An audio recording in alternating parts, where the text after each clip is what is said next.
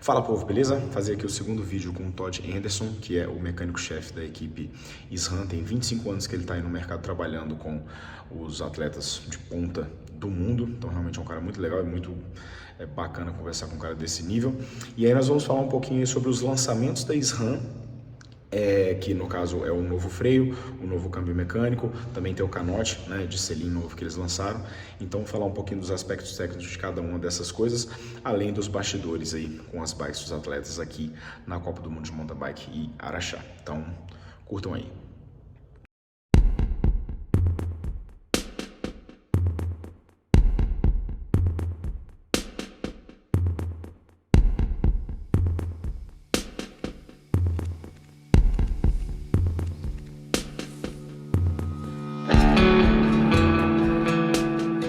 So we're here at the Canyon Collective booth. These are the guys for the under 23. They're warming up. Exactly. So they're going out, I think, at 11:45. Okay. So, and for example, in the pre-race, like they're warming up, what are their demands for you guys? Like what last minute at this point, our job is done. Okay. So a big part of our job at the SRAM RockShox booth is suspension.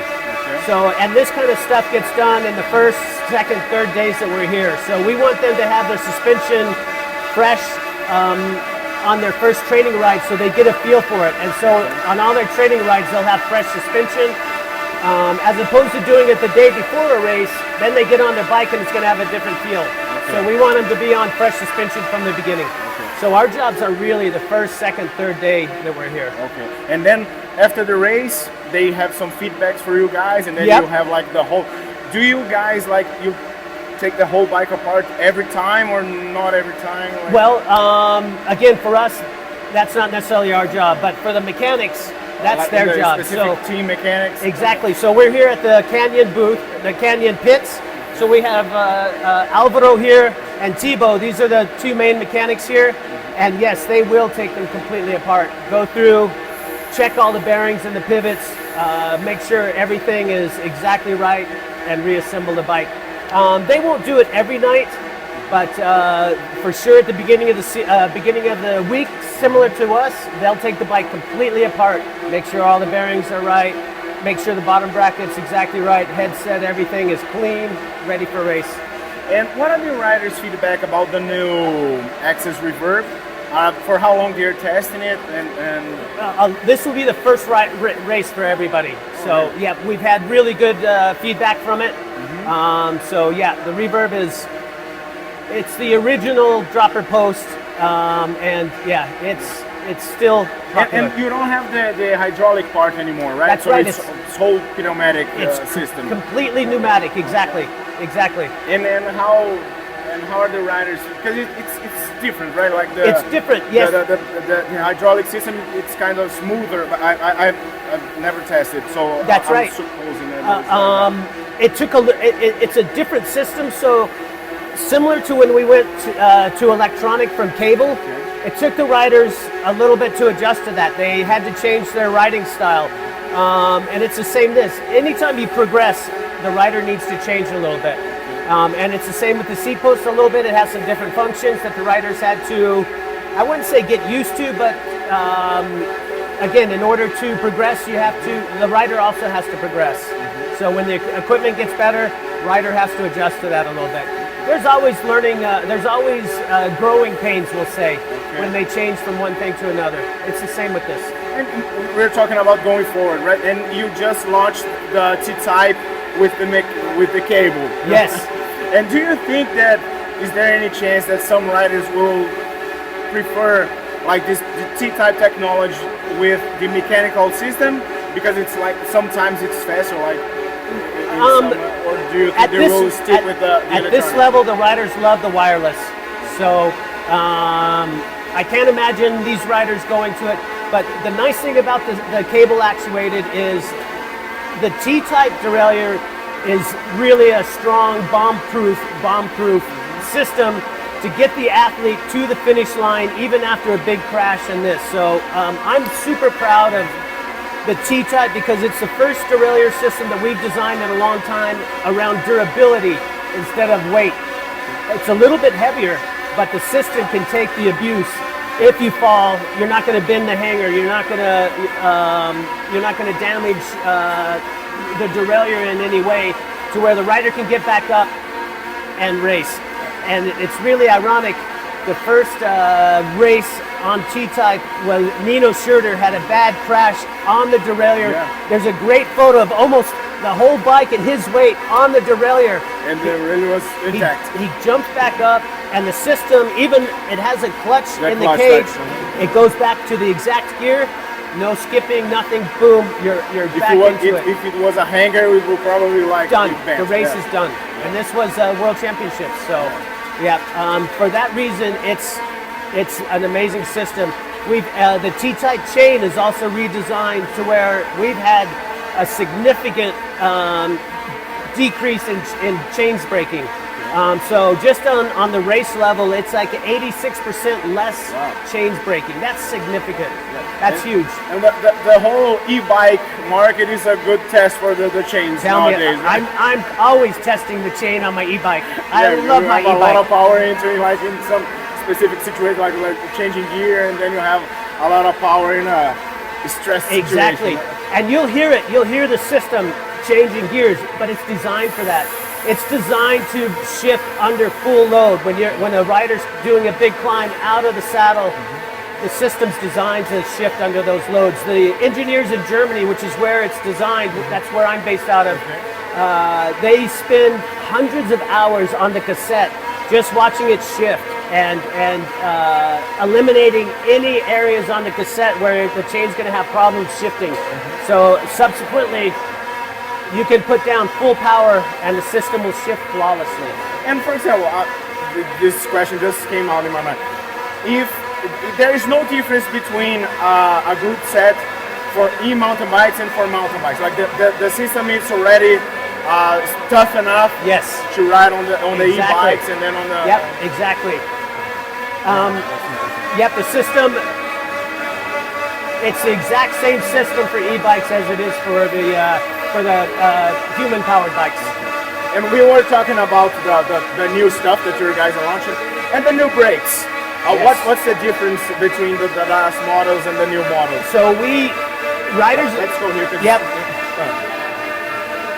So riders, the courses are faster. They're more technical. Okay. The riders are getting faster every year. And so they demanded a stronger brake. Okay. So we provided that. We went to a larger caliper, a larger brake pad. We have larger surface area on the brake pad to give that rider that last bit of powerful braking. Yeah, also modulation. I was talking with Jenny Rissveds, and she goes riding with her boyfriend all the time. Okay. With the previous brake, she would have to slow down a little bit earlier than he would. And wasn't able to quite keep up with him in some of the corners. Now she says with the new brake, she can wait till the last moment to hit the brakes, able to stop in time, make the corner, and boom, out of it. And she says he can't drop her anymore. So, and this is the benefit of having a nice strong brake, is that you can wait longer before you go into that corner to brake. You don't have to start shedding speed. Subsequently, you come out of the corner faster. Yeah, I think it's like for Formula One, right? The people in the Formula One market, they say that there is a lot of braking tech. The braking technology is also as high level as the engine technology. It's as important, absolutely, absolutely as important. So, and we're learning that more and more. Again, as the courses get more difficult, as the riders get faster, they need that stronger brake. And do you think that you talked about the difficulty of the courses? Do you think that we are reaching like a limit of how technical the races are? Because we've made it like a big jump in the last 5-6 years, yes, right? In the absolutely. Technical stuff. And do you think that it's kind of reaching that like safety level as well? I think we're still building really good courses that's keeping the riders safe. Again, these riders, their abilities are amazing. Yeah. You know, I think that the the bikes are becoming more suited for these bigger courses. We're now using 120 mil travel suspension, almost for everybody. 180 mil discs in the front. I was talking with Thomas Frischinek last year, and I told him, hey, if I had told you 5 years ago we would be running 120 mil travel forks with 180 mil discs in the front, you would have kicked me out of the pits. But now they wouldn't even consider riding without that. Using that, yeah. Super important, yeah. So the technology's becoming, is also adapting. The riders are coming up through the ranks, already learning how to jump, through BMX and all this. So the younger talent has more talent. The older guys are having to keep up. Yeah. That's something that I posted some days ago. That the new riders, yes, like they are those BMXers, like with all the skills and making wheelies and all that. And I think that the old guys, because Nino is really talented. So he's very talented. He's not on that discussion, but exactly. He's one of those guys. He could go out and race enduro right now and do really well. Yeah. He's amazing. But you're absolutely right. I'm from a long time ago, and back then you did not really want to keep your wheels off the ground. You wanted to keep your wheels on the ground. Now, for example, we have a young rider, Bjorn Riley, first year elite. Incredible bike handling, and he just grew up in another generation where the level is just higher and higher and higher. Yeah, and the sport is changing, and then you have to have new kind of athletes for that sport. Right? Absolutely, and it's great for television. This area here where it's got the big jumps and stuff, I think we're going to see some spectacular show boating. Where they'll go out and show their style quite a bit. And you've been around for a while. Do you think that this whole new format with Warner and there's a bigger audience, right? Because it's a big company. Absolutely. Do you think it's like the switching from Red Bull to Warner was like a positive thing for the market? Absolutely. It's a great sport. There's great stories around here. Anytime we can get that to a bigger audience, it's only going to improve the sport. So this is Jenny's Rissveds bike. This is Jenny Rissveds' bike. So Jenny she had been a long-time SRAM rider, SRAM RockShox rider. For the last 3 to 4 years, she's been on our competitors' equipment, and this year we're so happy to have her back. Nice. And this is her bike. She's gotten together with Canyon Collective, and Canyon has provided her with the amazing Canyon Lux, fantastic cross-country bike. And so we can just take a look at what she's running. They're running the SID Ultimate. With flight attendant, so it's a 35 millimeter stanchions, 120 mil travel, 120 mil travel fork. The new designed motive with the 180 mil rotor gives superb braking. Her confidence level in descending is really improved with the braking, and also the suspension, of course. And then she's running the new flight attendant. Really happy, the new seat post, Access seat post, really happy with that. Full package. She has the SRAM Team cranks, which looks super sweet. We're really proud to have those. T-type derailleur, again, built for durability. There's absolutely no way to bend a derailleur hanger, and with the clutch, moves back exactly into the right position. And the time pedals, right? This is really amazing, like how it get rid of the mud. Like absolutely. I raced in Brazil Ride last year, and there was a lot of really sticky mud. And it's amazing how the pedal gets. Absolutely. They're used quite a bit in cyclocross as well for that exact reason. So sheds mud really well. Canyon Collective is one of our partners using our time pedals. They're very happy with it. Again, with our professional athletes, we do modify some of the pedals because they demand the next level. So we've actually redesigned the cleats for them just to get them in the right pedaling position. So custom cleats, if you will. And that's always a fun project as well. We're working with the athletes closely, getting them exactly what they want. Just when they're at the start line, they know that they're on the best equipment designed for them. And that allows them to go ahead and win the race. And like Rissveds, does she have any like specific adjustment that she likes? Like it's different from anyone else, like in suspension setting or something like that? Suspension, believe it or not, the athletes are riding basically off-the-shelf suspension. We don't flight do attendant like it's flight attendant. I mean, this is the exact shock you would buy with the Sid Lux. Okay. Of course, we work with them heavy on doing the micro adjustments on how many tokens they're running, stuff like this. Their settings, their rebound settings, air pressures, all this stuff. We're working really closely. We do some custom tuning on some athletes. Jenny just happens to be on stock stuff at the moment. Nice. So for example, Nino, the Scott team, we do a special tunes for those guys. We have a completely special shock design for them. Okay. They deserve it. Yeah. Do you have any other bike that we could sure. take a look? Let's see if we can't see a World Championship bike from Trek. Nice. That's the one I'm using. I'm using the Super Caliber. Oh, great. Yeah. I am as well. Really? It's a really nice bike. I love this bike. It's a super capable bike. We'll have to see. Yeah, some guys are using the top fuel, right? Exactly. So it's interesting because it's a bigger bike, right? It's a bigger 130 mil. Right? As we were talking, the courses are getting more aggressive, and so they're going for a longer travel bike. So at the moment, I was hoping to get to no, it's okay. To see. Perfect timing. Yeah. So we'll have a look at Evie's bike. Oh, she's using the top fuel as well. Yes, she is.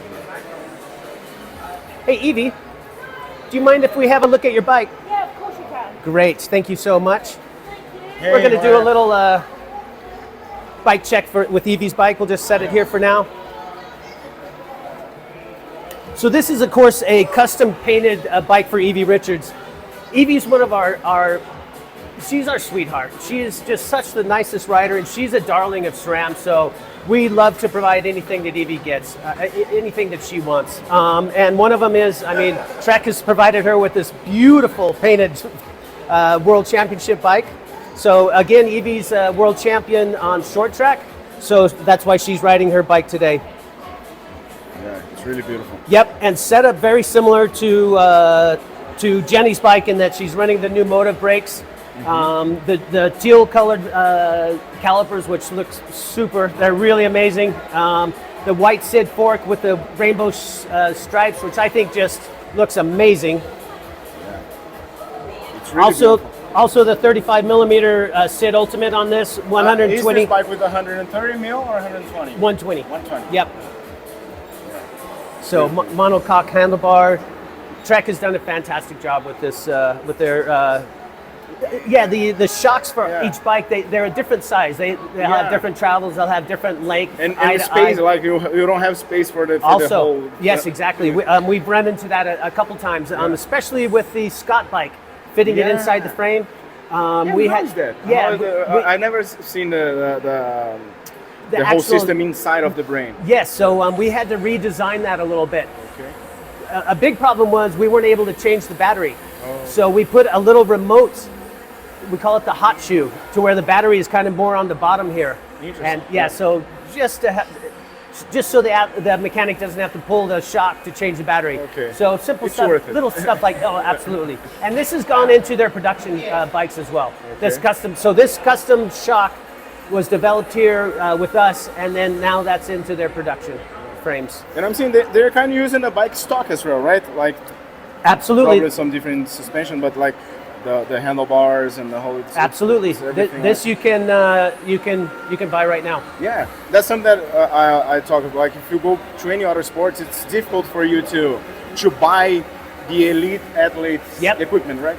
Like if you go like motor racing or any other stuff, you probably won't buy the same thing that the guy is using. Normally that's true. You wouldn't think that you would be able to buy what the athlete's riding. Yeah. It's really important for SRAM RockShox to develop products good enough for the riders and pass that on to the consumers. Yeah. It's really been important for especially RockShox. that they want to have the riders riding what the consumers can ride. Yeah. So this is really amazing. yep.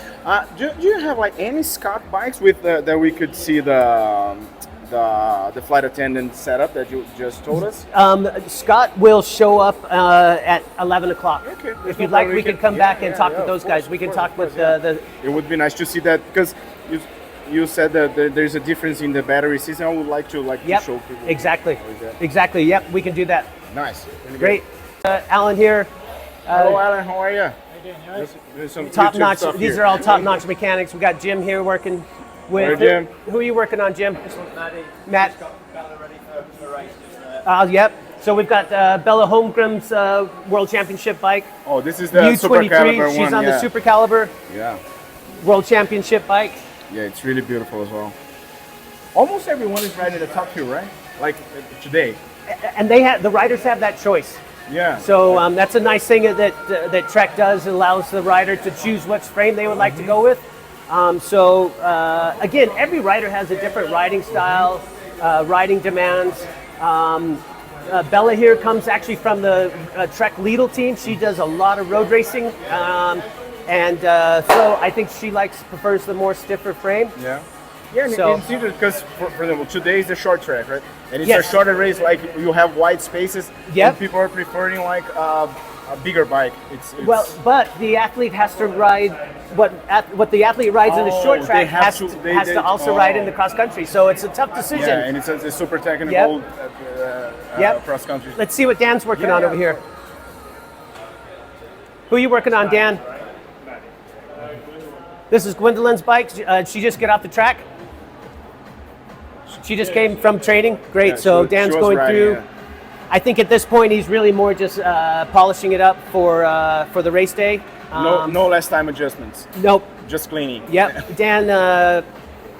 Yeah. These guys, they don't need last minute adjustments. Yeah, It yeah. goes out right the first time, and yeah. As you told us, like the work is done like The work is 3 already years- done, 3 days exactly. ago. And in fact, if you see a mechanic working on the bike the day before, there's something wrong. Something wrong. Yeah, normally you don't touch the bike the day before race day. So the last training day, the bike needs to be exactly right. The athlete goes out and rides the bike on that training day.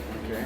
And again, if you're having to make adjustments after that, then there's something wrong. Okay. So, for example, they end up a training session on a race, and then they will like dismantle the whole bike and doing everything, and then the ride will test the bike again, and then you like keep the bike as it is, and then on the race day you'll just like Exactly, take the bike and- exactly. Of course, they go through and clean it and detail everything, get it looking tip top, shiny, Yeah, of course. like new.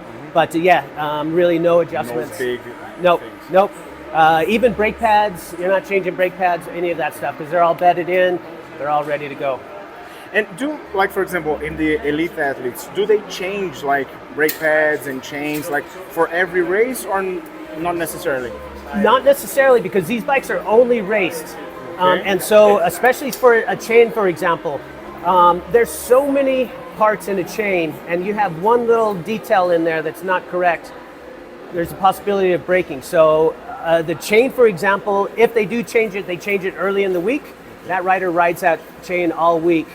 And then they have more the confidence in it. Okay. And to be honest, a chain and cassette will actually shift better Like when after a it's, few days of riding. okay, nice. So, yep, no, that's not something that they'll change every day. time, okay. Yep, yep, and again, our system right now with the T-type chain, it's so durable.